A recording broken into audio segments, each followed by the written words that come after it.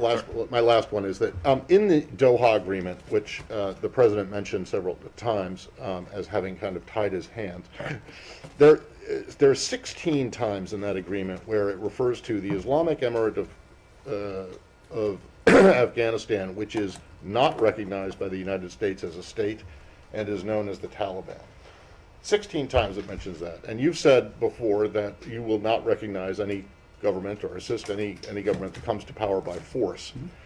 Since the Taliban basically walked in to Kabul and the president fled, are you in a position to say whether or not you might be willing to recognize a government that emerges from this, aside from the UN calls? Well, this is something that we have spoken to before. We have spoken to it before events of recent hours and recent days. Secretary Blinken spoke to this yesterday morning. We are still taking stock of what has transpired over the past 72 hours and the diplomatic and the political implications of that. We are, as you have seen in any number of venues, we are coordinating closely with Afghanistan's neighbors. As we've said, the Secretary, other senior officials in this building, our ambassadors in their respective capitals around the world have engaged governments in the region and much farther afield on an aligned approach to the evolving situation. And you've already started to see some of the fruits of that. I think most notably, and I mentioned this at the outset, you saw the statement that emanated from the UN Security Council. Obviously, the UN Security Council has a permanent set of members, several of whom are among our closest allies in the world, and a couple countries where our interests are rarely aligned. Nevertheless, this document, it is quite strong.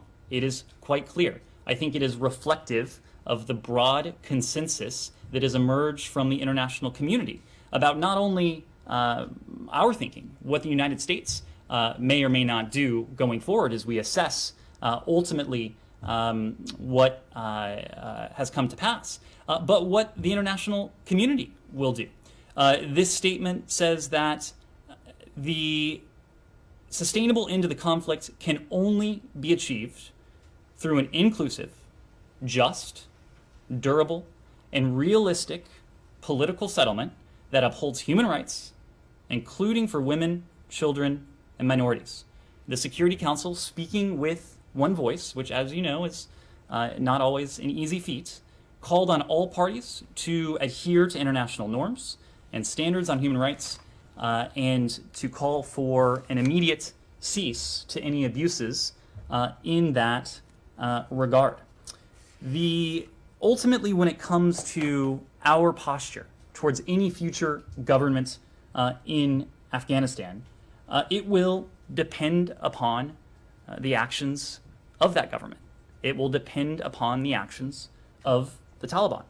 We are watching closely, but as you heard from this UN Security Council statement, and as you've heard from any number of governments that have issued their own unilateral statements, the world is watching closely.